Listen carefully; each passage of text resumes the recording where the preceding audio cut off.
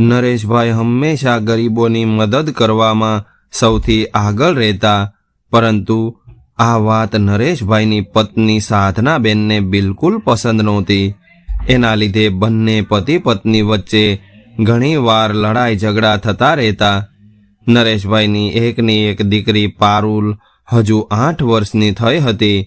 બીજા દિવસે એની દીકરીનો જન્મદિવસ હતો, પરંતુ નરેશભાઈ પોતાની ફેક્ટરીના કામથી મુંબઈ ગયા હતા. મુંબઈ અમદાવાદથી ઘણું દૂર હતું, એટલે તેઓ પોતાના ડ્રાઈવર મહેશને કહેવા લાગ્યા કે મહેશ, કાલે મારી દીકરીનો જન્મદિવસ છે, એટલે આજે રાત સુધીમાં ગમે એમ કરીને આપણે અમદાવાદ પહોંચવાનું છે. એટલે મહેશે કહ્યું કે સાહેબ, તમે ચિંતા ન કરો, આપણે પહોંચી જઈશું. પરંતુ મહેશ પણ થાકી ગયેલો હતો. થોડી વાર રહીને એને ઊંઘ આવવા લાગી, એટલે નરેશભાઈને ખબર પડી ગઈ. એટલે એણે કહ્યું કે મહેશ, તું થોડી વાર આરામ કરી લે, ત્યાં સુધી ગાડી હું ચલાવી લઉં છું. પરંતુ મહેશે ના પાડીને એવું કહ્યું કે સાહેબ, આપણે થોડી વાર કોઈ હોટલ પર ઊભા રહીને પોરો ખાઈ લઈએ. દીકરીના જન્મદિવસ સુધીમાં તો આપણે પહોંચી જઈશું. પરંતુ નરેશભાઈ એની વાત ન માન્યા, કેમ કે તેઓ એવું નહોતા ઈચ્છતા કે જન્મદિવસના દિવસે તેઓ પોતાની દીકરીને નારાજ કરે. એટલે નરેશભાઈ પોતે જ ગાડી ચલાવવા લાગ્યા અને મહેશ બાજુમાં બેસી ગયો. થોડી વાર એમણે ગાડી ચલાવી તો એમને પણ ઊંઘનું ઝોકું આવી ગયું અને ગાડી રોડ પરથી નીચે ઉતરીને ખાડામાં પડી ગઈ.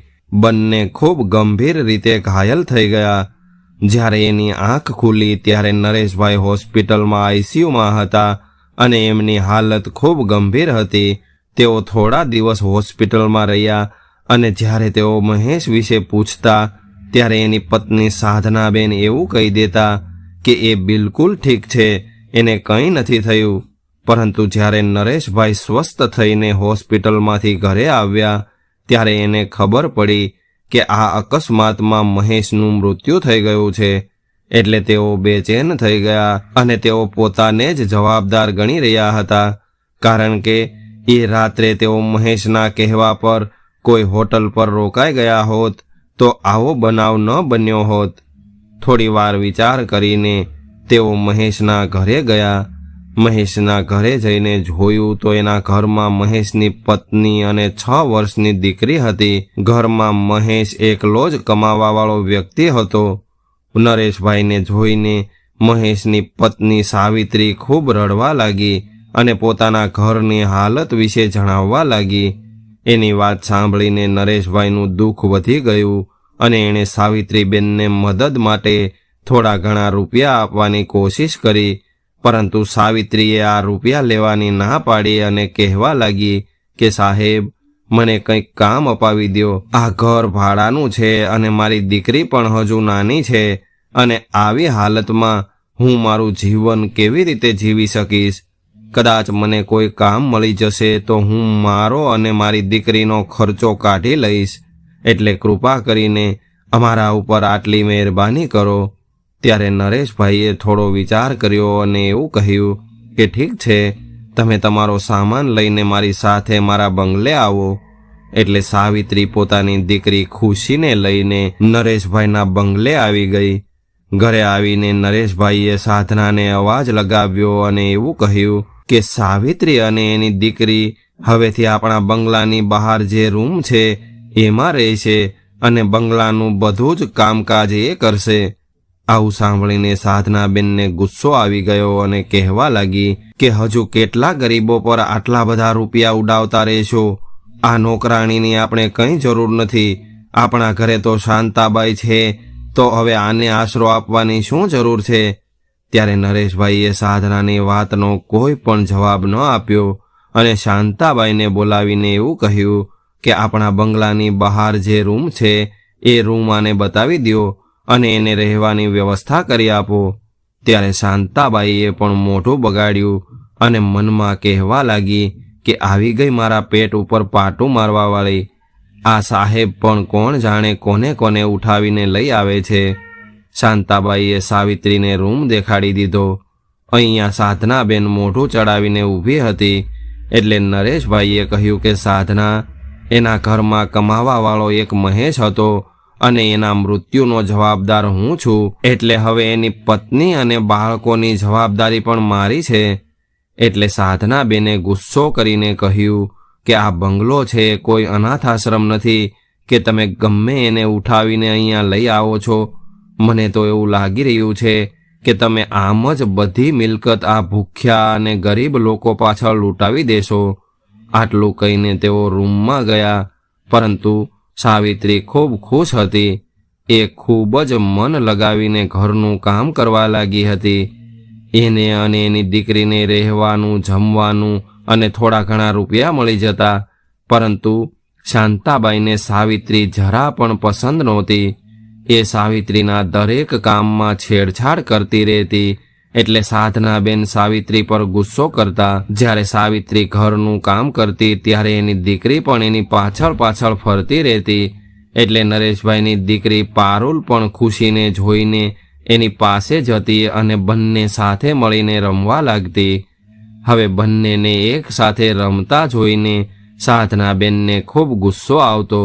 પરંતુ નરેશભાઈ એવું કહેતા કે એને રમવા દે, એ તો હજુ નાના બાળકો છે, એને કંઈ નહીં થાય. એટલે સાધનાબેન ચિલ્લાઈને એવું કહેતા કે અરે, મારી દીકરી આવી અભણ છોકરીઓ સાથે રહે છે તો એ પણ અભણ રહી જશે. જો એને રમવું જ હોય તો એના બરાબરના બાળકો સાથે રમવું જોઈએ. ત્યારે નરેશભાઈ કંઈ પણ બોલ્યા વગર બહાર નીકળી ગયા અને જોત જોતામાં 1 વર્ષ વીતી ગયું. હવે જ્યારે પણ ખુશી પારુલની નોટબુક અને સ્કૂલ બેગ જોતી તો એ પણ એની માને એવું કહેતી કે માં, મારે પણ સ્કૂલે જવું છે. પરંતુ સાવિત્રી ના પાડી દેતી, કેમ કે એ આટલો બધો ખર્ચો ઉપાડી શકે એમ નહોતી. એક દિવસ ખુશીએ પારુલને કહ્યું કે મારે પણ ભણવું છે. એટલે પારુલ એના પિતા પાસે ગઈ અને કહેવા લાગી કે પપ્પા, ખુશી પણ મારી સાથે સ્કૂલે નહીં આવે તો હું પણ હવેથી સ્કૂલે નહીં જાઉં. એટલે એને પણ મારી સાથે સ્કૂલે મોકલો. ત્યારે નરેશભાઈએ કહ્યું કે સારું દીકરી, કાલથી ખુશી પણ તારી સાથે સ્કૂલે આવશે. આવું સાંભળીને પારુલ તો ખુશ થઈ ગઈ. પરંતુ સાધનાબેન ગુસ્સાથી લાલ ઘૂમ થઈ ગયા અને કહેવા લાગ્યા કે હવે એને તમારા માથા ઉપર બેસાડશો? શું આટલું ઓછું હતું કે એને હવે પારુલની સાથે સ્કૂલે મોકલશો? એટલે નરેશભાઈએ કહ્યું કે ભણવા દેને, એ હજુ નાની બાળકી છે અને આમ પણ ભગવાને આપણને આટલી બધી મિલકત આપી છે તો સારા કર્મ પણ કરવા જોઈએ. આ બાજુ પારુલ અને ખુશીની દોસ્તી દિવસે ને દિવસે વધતી જઈ રહી હતી. પારુલ ખુશીને બધી જ જગ્યાએ પોતાની સાથે લઈ જતી. પોતાના કપડાં, પુસ્તકો અને ખાવાની વસ્તુઓ પણ એની સાથે શેર કરતી. એને બંનેને જોઈને એવું લાગતું કે આ બંને બહેનપણીઓ નહીં પરંતુ સગી બહેનો છે. આ બધું જોઈને સાધનાબેન મનમાં ને મનમાં બબડતા રહેતા કે બાપ તો દાનવીર છે, પરંતુ હવે તો દીકરી પણ એના બાપના પગલે ચાલવા લાગી છે. સાવિત્રી નરેશભાઈની આભારી હતી, કારણ કે એના લીધે આજે એની દીકરી ખુશી સ્કૂલે જઈ રહી હતી. ખુશી પણ નરેશભાઈને ખૂબ ઇજ્જત અને માન આપતી. એ બંને મા દીકરીને ખુશ જોઈને નરેશભાઈના હૃદયનો બોજ થોડો હળવો થઈ જતો. ધીરે ધીરે સમય વીતવા લાગ્યો. હવે ખુશી અને પારુલ બંને કોલેજમાં આવી ગઈ હતી. ખુશી ભણવામાં ખૂબ હોશિયાર હતી. હવે એ બાળકોને ટ્યુશન કરાવીને પોતાનો ખર્ચો કાઢી લેતી. પારુલ પણ સીધી સાદી છોકરી હતી. હવે સાધનાબેન એવું વિચારી રહ્યા હતા કે હવે પારુલ માટે કોઈ સારો છોકરો શોધી લેવો જોઈએ અને એના કોઈ સારા ઘરમાં લગ્ન કરાવી દેવા જોઈએ. પરંતુ પારુલ નોકરી કરવા માંગતી હતી. એટલે સાધનાબેને ચોખ્ખી ના પાડીને એવું કહ્યું કે જે પણ કરવું હોય એ લગ્ન પછી તારા પતિની મરજીથી કરજે. અહીંયા રહીને તારે કંઈ પણ કરવાનું નથી થતું. થોડા દિવસો પછી સાધનાબેન પોતાના સગાવાલાના લગ્ન પ્રસંગમાં ગયા. ત્યાં એમણે પોતાની જેવા જ એક પૈસાદાર પરિવાર જોયો. રમેશભાઈ કે જે એક નાના એવા બિઝનેસમેન હતા અને એમના 2 દીકરા હતા. મોટો દીકરો સુમિત જે પોતાના પિતાની સાથે પોતાના બિઝનેસમાં હતો અને નાનો દીકરો અમિત જે કોલેજમાં ભણી રહ્યો હતો. સાધનાબેને ઘરે જઈને નરેશભાઈ સાથે વાત કરી એટલે એમણે એવું કહ્યું કે સારું, આપણે એને ઘરે બોલાવી લઈએ. આપણે એને મળશું તો જ ખબર પડશે કે તેઓ કેવા માણસો છે. બીજા દિવસે સાધનાબેને રમેશભાઈને એના પરિવાર સાથે પોતાના ઘરે બોલાવ્યા અને શાંતાબાઈ અને સાવિત્રીને એવું કહ્યું કે મહેમાન આવી રહ્યા છે એટલે આખો બંગલો ચમકી જવો જોઈએ, કોઈ પણ ભૂલ ન થવી જોઈએ. આટલું કહીને સાધનાબેન જ્યારે બંગલા તરફ જવા લાગ્યા ત્યારે જ ખુશી પર એની નજર પડી એટલે એના ઉપર ચિલ્લાઈને કહેવા લાગ્યા કે એ છોકરી, આજે તું હવેલીમાં ન આવતી અને કદાચ તારા લીધે કંઈ પણ ગડબડ થઈ તો યાદ રાખજે, મારા જેવું ખરાબ બીજું કોઈ નહીં હોય. ત્યારે ખુશીએ પણ એની વાત માની લીધી અને ત્યાંથી નીકળી ગઈ. આ બાજુ પારુલ ખુશીને શોધી રહી હતી. એણે સાવિત્રીને પણ પૂછ્યું હતું અને એના રૂમમાં પણ ગઈ, પરંતુ ખુશી ક્યાંય જોવા ન મળી. એટલે પારુલ હવે સમજી ગઈ હતી કે જરૂર મારી માએ જ એને કંઈક કહ્યું હશે. ત્યારે પારુલે એની માને પૂછ્યું કે ખુશી ક્યાં ગઈ છે. એટલે સાધનાબેને ગુસ્સો આવી ગયો અને કહેવા લાગ્યા કે મને શું ખબર એ ક્યાં મરી ગઈ હશે. એટલે પારુલે કહ્યું કે જરૂર તમે જ એને કંઈક કહ્યું હશે.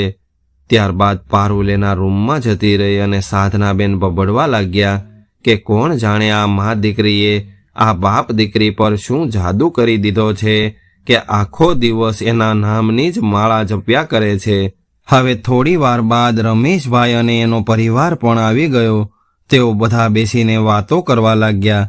પારુલ પણ એની સાથે હોલમાં બેઠી હતી, પરંતુ એ વારે વારે દરવાજા તરફ જોઈ રહી હતી.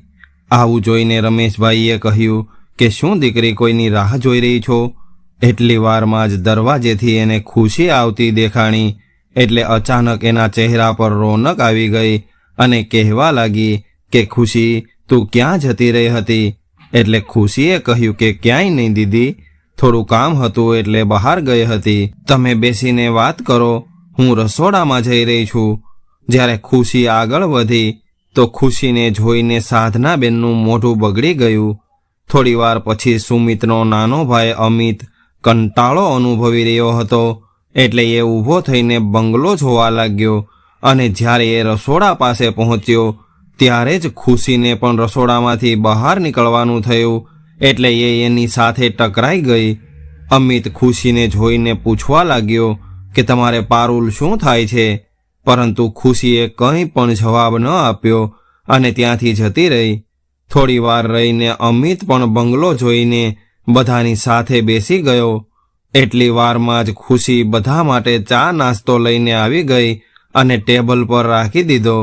જ્યારે એ પાછી જવા લાગી ત્યારે અમિતે સાધનાબેનને પૂછ્યું કે આંટી, આ કોણ છે? તમે આનો પરિચય ન કરાવ્યો. એટલે સાધનાબેને મોઢું બગાડતા એવું કહ્યું કે દીકરા, નોકરોનો શું પરિચય કરાવવાનો હોય? આ મારા ઘરની નોકરાણીની દીકરી છે. આ વાત પારુલને ન ગમી એટલે એ બોલી ઉઠી કે આ મારી ખાસ બેનપણી ખુશી છે. આવું સાંભળીને સાધનાબેન ગુસ્સો કરીને પારુલ સામે જોવા લાગ્યા. થોડી વાર બાદ રમેશભાઈનો પરિવાર પણ જતો રહ્યો. એના ગયા પછી ખુશી પારુલના રૂમમાં આવી અને બંને વાતો કરવા લાગી. હવે પારુલને સુમિત પસંદ હતો એટલે બીજા દિવસે પંડિતને બોલાવીને સગાઈનું મુહૂર્ત કઢાવ્યું. ત્યારે બધા ખૂબ ખુશ થઈ ગયા. ત્યારે જ ખુશી ચા લઈને આવી અને બધાને ચા આપીને જ્યારે ખુશી અમિતને ચા આપવા ગઈ એટલે અમિતે જાણી જોઈને પોતાના શર્ટ ઉપર ચા ઢોળી નાખી. આવું જોઈને સાધનાબેન ગુસ્સે થઈને કહેવા લાગ્યા કે અરે ખુશી, તે આ શું કર્યું? તું તો કોઈ પણ કામ સરખી રીતે નથી કરી શકતી. ત્યારે અમિત બોલ્યો કે અરે આંટી, આમાં મારી ભૂલ છે, ખુશીનો કોઈ વાંક નથી. આંટી, તમારું વોશરૂમ ક્યાં છે? અમિતે આવું પૂછ્યું એટલે સાધનાબેને કહ્યું કે ખુશી, મહેમાનને વોશરૂમ બતાવી આવ. એટલે ખુશી અમિતને લઈને વોશરૂમ બતાવવા માટે જઈ રહી હતી. ત્યારે અમિતે ખુશીને એવું કહ્યું કે ખુશી, તું તો ખૂબ સુંદર છો, હું તારી સાથે મિત્રતા કરવા માંગુ છું. આવું સાંભળીને ખુશી ચૂપચાપ ત્યાંથી જવા લાગી. ત્યારે અમિતે એનો રસ્તો રોકી લીધો અને કહેવા લાગ્યો કે મને એવું લાગી રહ્યું છે કે તમારે આ મિત્રતાની કોઈ કિંમત જોઈએ છે? તમારા જેવી નાના ઘરની છોકરીઓ આવું જ કરે છે, મોટા ઘરના છોકરા સાથે મિત્રતા કરે છે અને એની પાસેથી રૂપિયા લેતી રહે છે. એટલે તું મને એ જણાવ કે તારે કેટલા રૂપિયા જોઈએ છે? ત્યારે ખુશીએ કહ્યું કે હું એવી છોકરી નથી, એટલે મારો રસ્તો મૂકી દ્યો અને મને અહીંથી જવા દ્યો. ત્યારે અમિત બોલ્યો કે અરે, તું તો 2% છોકરી થઈને મને નખરા દેખાડી રહી છો. તારી જેવી કોણ જાણે કેટલીય છોકરીઓ મારી આગળ પાછળ ફરતી રહે છે. એટલે ખુશીએ પણ વળતો જવાબ આપ્યો કે તમારી આગળ પાછળ ઘણી બધી છોકરીઓ ફરતી હશે, પરંતુ હું એવી છોકરી બિલકુલ નથી. ત્યારે અમિત બોલ્યો કે મારી વાત માની લે, તારું જીવન બદલી જશે અને આવી રીતે નોકરાણી બનીને નહીં રહેવું પડે. આટલું કહેતા અમિતે જેવો જ ખુશીનો હાથ પકડ્યો એટલે ખુશીએ એના ગાલ પર એક જોરથી થપ્પડ મારી દીધી અને ત્યાંથી જતી રહી. ત્યારે અમિતને પણ ગુસ્સો આવી ગયો હતો, પરંતુ એ પોતાના મનને શાંત કરીને પાછો હોલમાં આવીને બેસી ગયો. થોડી વાર વાતચીત કરીને બધા લોકો ત્યાંથી જતા રહ્યા, પરંતુ ખુશી ખૂબ જ ઉદાસ હતી. પરંતુ પારુલને ખુશ જોઈને એ ચૂપ હતી. રાત્રે એની મા સાવિત્રીને કહ્યું કે માં, જો એક મિત્રના સારા માટે કોઈ વાત છુપાવીએ તો એ સાચું છે કે ખોટું? એટલે સાવિત્રીએ કહ્યું કે મિત્રતા માટે કંઈક છુપાવવું એ સારી વાત છે, પરંતુ દીકરી, તું આ બધી વાત મને શા માટે પૂછી રહી છો? એટલે ખુશીએ સાવિત્રીના ખોળામાં માથું રાખ્યું અને કહેવા લાગી કે કંઈ નહીં માં, બસ એમ જ પૂછી લીધું. પછી સાવિત્રીએ કહ્યું કે દીકરી, પારુલનો મંગેતર કેટલો સરસ છે, તારા માટે પણ કોઈ આવો જ છોકરો મળી જાય, પરંતુ મારી એવી હેસિયત ક્યાં છે? આવું સાંભળીને ખુશીએ માને કહ્યું કે માં, શું તમે પણ કેવું કેવું વિચારવા લાગો છો? હું તમને મૂકીને ક્યાંય નહીં જાઉં. હવે ચાલો મને માથામાં તેલ નાખી દ્યો. એટલે સાવિત્રી ખુશીના માથામાં તેલ નાખવા લાગી. પછી ખુશી વિચારવા લાગી કે હવે ગમે એ થઈ જાય, પરંતુ જ્યાં પારુલનો દિયર અમિત હશે ત્યાં હું હવે નહીં જાઉં. હું હવે એનાથી દૂર રહીશ, એમાં જ મારી અને પારુલની ભલાઈ છે. હવે ધીરે ધીરે સમય વીતવા લાગ્યો અને એ દિવસ પણ આવી ગયો જેની બધા રાહ જોઈ રહ્યા હતા. સગાઈ માટે બંગલાની અંદર લોકોની અવર જવર શરૂ થઈ ગઈ હતી. બંગલામાં ઘણા બધા સગાવાલાઓ પણ આવી ગયા હતા. પારુલના થવાવાળા સાસુએ પારુલ માટે લાવેલા બધા જ ઉપહારો ટેબલ પર રાખ્યા હતા. પારુલ વારે વારે ખુશીને એની પાસે આવવાનું કહી રહી હતી, પરંતુ ખુશી કામમાં વ્યસ્ત હોવાનું બહાનું કરી રહી હતી. એને પણ ખોટું લાગી રહ્યું હતું કે આજે એ પારુલના બોલાવવા પર પણ એની પાસે નહોતી જઈ શકતી. અમિતે પણ આજે ખુશીની સામે જોવાનું ટાળ્યું હતું. આ જોઈને ખુશીએ પણ રાહતનો શ્વાસ લીધો કે સારું થયું, એ દિવસની થપ્પડ ખાઈને અમિતને સબક મળી ગયો હતો. બધા લોકો ફોટા પાડવામાં વ્યસ્ત હતા. થોડી વાર રહીને પંડિતજીએ સુમિતની મા કાવેરીબેનને કહ્યું કે તમે જે પણ આપવા માંગતા હોય એ હવે કન્યાને આપી શકો છો. એટલે કાવેરીબેને નોકરને ઈશારો કર્યો અને બધો સામાન લાવવાનું કહ્યું. એટલે નોકરે બધો જ સામાન લાવીને એમની સામે રાખી દીધો.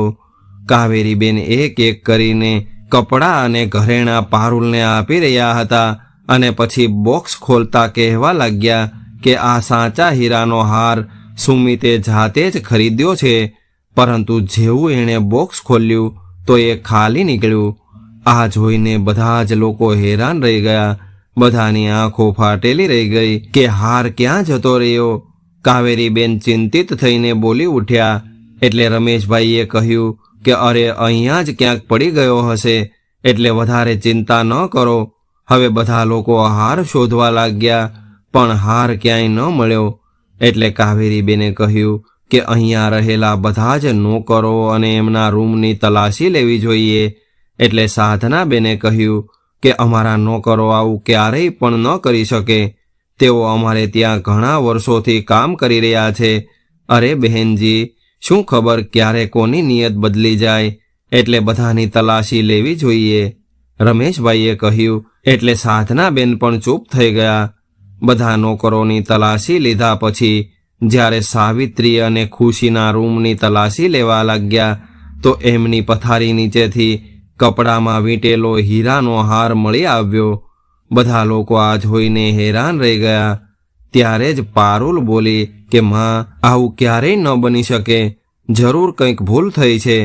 સાવિત્રી પણ રડતા રડતા નરેશભાઈને કહેવા લાગી કે સાહેબ, આ બધું અમે નથી કર્યું.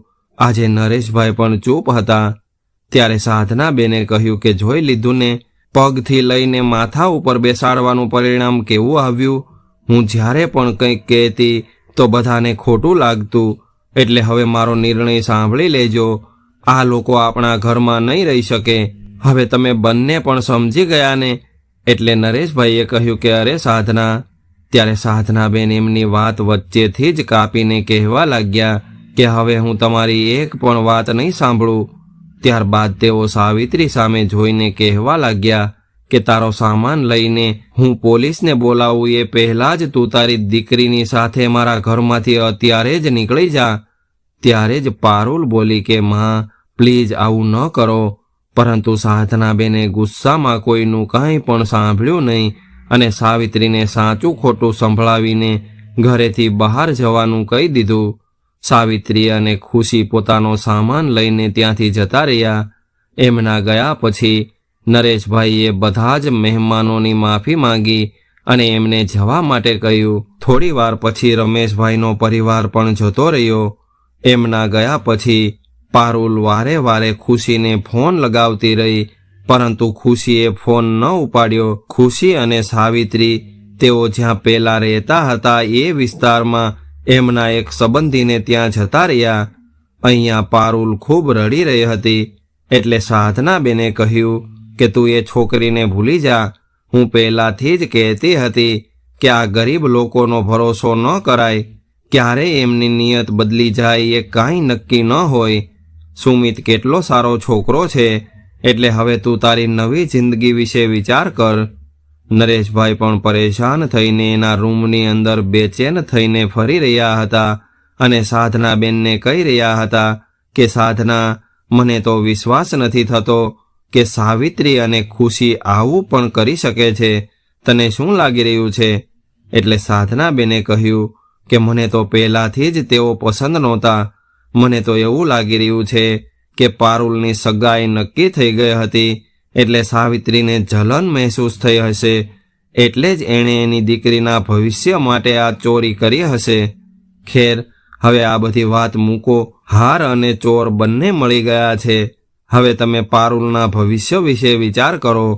2 દિવસ પછી સાધનાબેન પારુલ પાસે આવીને કહેવા લાગ્યા કે સગાઈના ફોટા આવી ગયા છે, ચાલ આપણે બધા સાથે બેસીને જોઈએ. એટલે પારુલે કહ્યું કે માં, મારું મન નથી, હું પછી જોઈ લઈશ. પરંતુ સાધનાબેન એને જબરદસ્તી કરીને લઈ આવ્યા. તેઓ ત્રણેય લોકો બેસીને ફોટા જોઈ રહ્યા હતા. અહીંયા સાવિત્રીએ ખુશીને કહ્યું કે દીકરી, તને શું લાગી રહ્યું છે? આ બધું કોણે કર્યું હશે?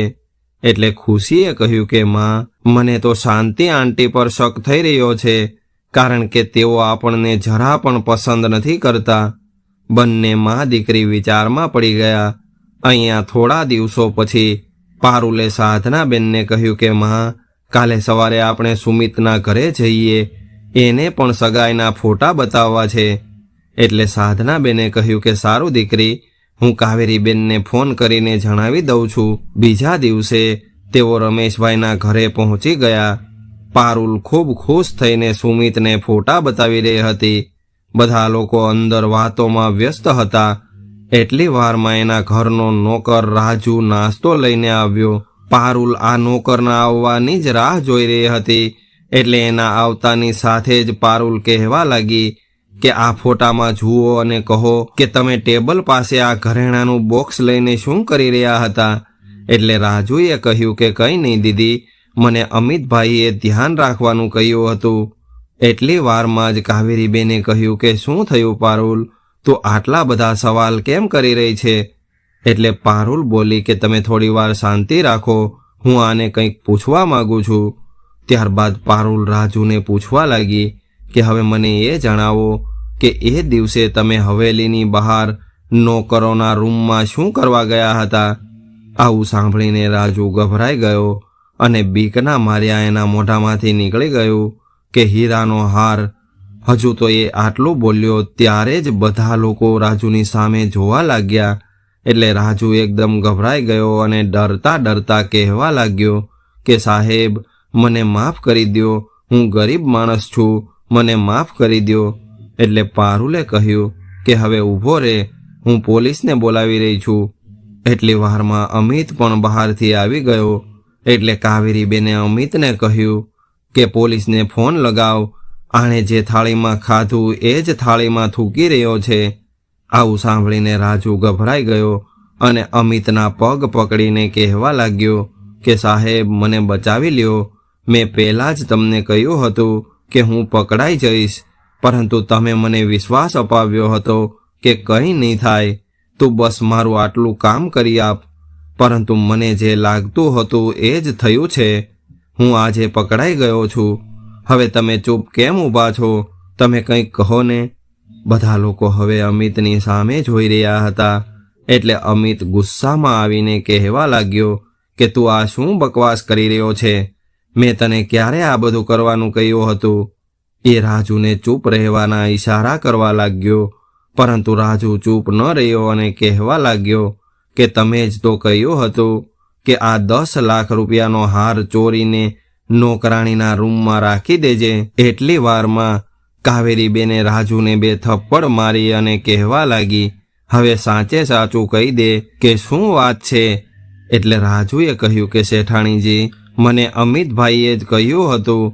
હું મારી માની કસમ ખાઈને કહી રહ્યો છું અને તમે જ વિચારો કે હું 8 વર્ષથી તમારે ત્યાં કામ કરી રહ્યો છું. મેં ક્યારેય પણ કંઈ ચોરી કરી છે? તો હું આ ચોરી શા માટે કરું? અને ચોરી કરીને એ હારને નોકરાણીના રૂમમાં શા માટે મૂકી આવું? જો મેં મારા માટે ચોરી કરી હોત તો હું બીજે ક્યાંક રાખી દેત. આવું સાંભળીને બધા વિચારમાં પડી ગયા.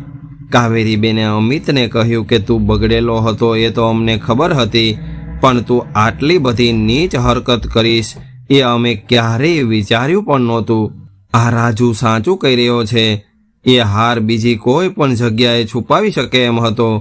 એટલે સુમિત પણ બોલી ઉઠ્યો કે એને ક્યાંથી ખબર પડી કે આ હાર 10 લાખ રૂપિયાનો હતો? આ વાત હું અને અમિત સિવાય બીજું કોઈ જાણતું નહોતું. પોતાની પોલ ખુલ્લી પડતા જોઈને અમિત ગુસ્સામાં કહેવા લાગ્યો કે મેં જ કહ્યું હતું રાજુને આ બધું કરવા માટે, કારણ કે એ દિવસે પેલી નોકરાણીની દીકરી ખુશીએ મારા પર ચા ઢોળી હતી અને જ્યારે એ મને વોશરૂમ બતાવવા આવી ત્યારે જ એ મારી સાથે બદતમીજી કરવા લાગી અને ઉલટું સીધું સંભળાવવા લાગી હતી. એટલે મને ગુસ્સો આવી ગયો અને મેં બદલો લેવાનું નક્કી કર્યું. એટલે જ મેં રાજુને આ બધું કરવા માટે કહ્યું હતું. એટલી વારમાં જ પારુલ બોલી ઉઠી કે અચ્છા એવું છે, તો ખુશીએ તમારી સાથે બદતમીજી કરી હતી? મારી બહેનપણી આવું ક્યારેય ન કરી શકે. આ તમે ખોટું બોલી રહ્યા છો. હું તમને કંઈક બતાવવા માંગુ છું. એ દિવસે મારી માએ મને જબરદસ્તી કરીને આ બધા ફોટા જોવા માટે કહ્યું હતું. ત્યારે અમારી નજર એ ફોટા પર પડી અને એના બીજા દિવસે જ મારી મુલાકાત ઘરના માળી સાથે થઈ હતી. એણે ખુશી અને સાવિત્રી આંટીના ચોરીના આરોપ વિશે સાંભળ્યું હતું. એમણે મને જણાવ્યું હતું કે એને નથી લાગતું કે તેઓ બંને મા દીકરી આવું કંઈ પણ કરી શકે. એમણે વાતોમાં મને જણાવ્યું હતું કે એણે એક સફેદ ડ્રાઈવરના ડ્રેસવાળા માણસને સાવિત્રી આંટીના રૂમની અંદર જતા જોયો હતો. માળીના પૂછવા પર રાજુએ કહ્યું કે સાવિત્રીએ એની રૂમમાં સામાન રાખવા માટે મોકલ્યો છે. મેં ફોટામાં જોયું તો રાજુએ એ જ કપડાં પહેર્યા હતા જે માળી કાકાએ મને કહ્યું હતું. મેં એ ફોટા માળી કાકાને બતાવ્યા એટલે એમણે પણ કહ્યું કે હા, આ એ જ માણસ હતો. આ હકીકત જાણવા માટે મેં ખુશી સાથે વાત કરવાની કોશિશ કરી, પરંતુ એણે મારો ફોન ન ઉપાડ્યો. મને ખબર હતી કે એ એના જૂના વિસ્તારમાં જ હશે.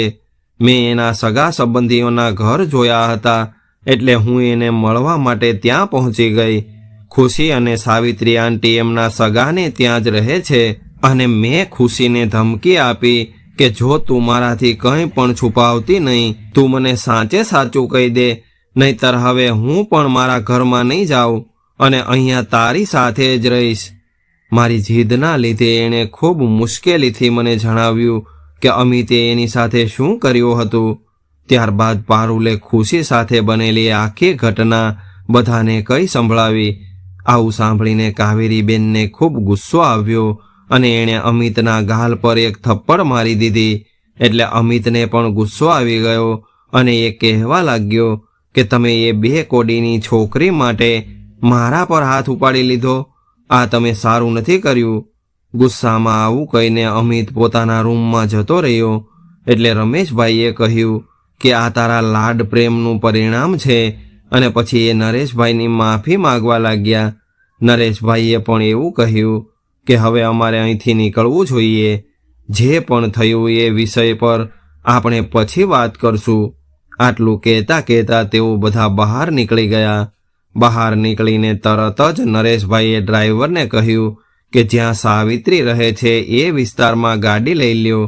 થોડી વારમાં જ ગાડી એ વિસ્તારમાં પહોંચી ગઈ જ્યાં ખુશી અને સાવિત્રી રહેતા હતા. ત્યાં જઈને નરેશભાઈએ સાવિત્રી અને ખુશીની માફી માગી અને પછી એને પાછા બંગલામાં આવવા માટે કહ્યું.